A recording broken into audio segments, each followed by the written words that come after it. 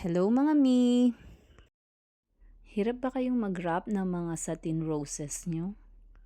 Sa video na to, tuturuan ko kayo kung paano mag-wrap. 5 by 3 cm lang po ang ginamit kong styro. At gumamit din po ako ng snow dot gauze. At nilagay sa may bandang baba ng rose.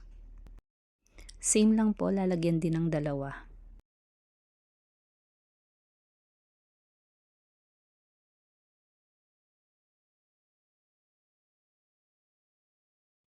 Sa una talaga, mahirap ang pag-wrap. Pero pag nakuha mo na yung technique, mabilis na lang siya. Gumamit ako ng isang Flower Studio wrapper.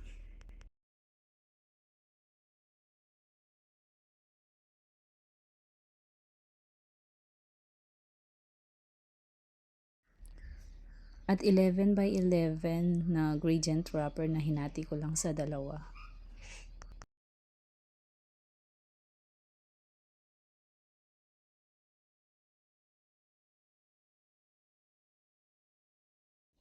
At itong two-tone wrapper na blue and pink.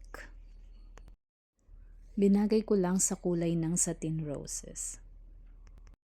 In-alternate ko lang ang color ng paglalagay ng wrapper.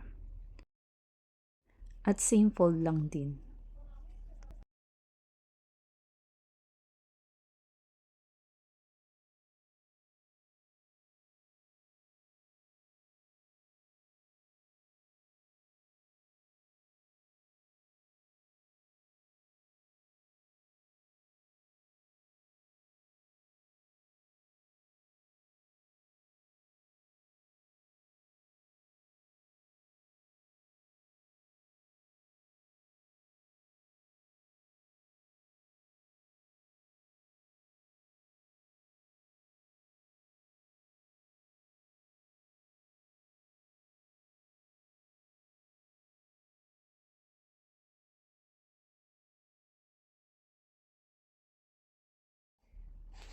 Yung kalahati ng wrapper, hinati ko lang ng 3. Sundan nyo lang ang pag-fold ng ganito.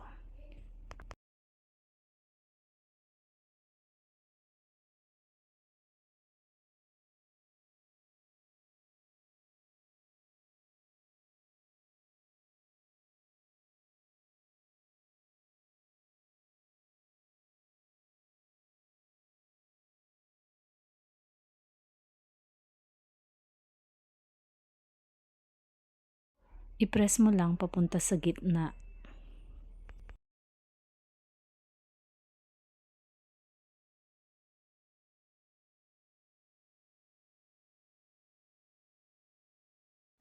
Same fold na lang yan.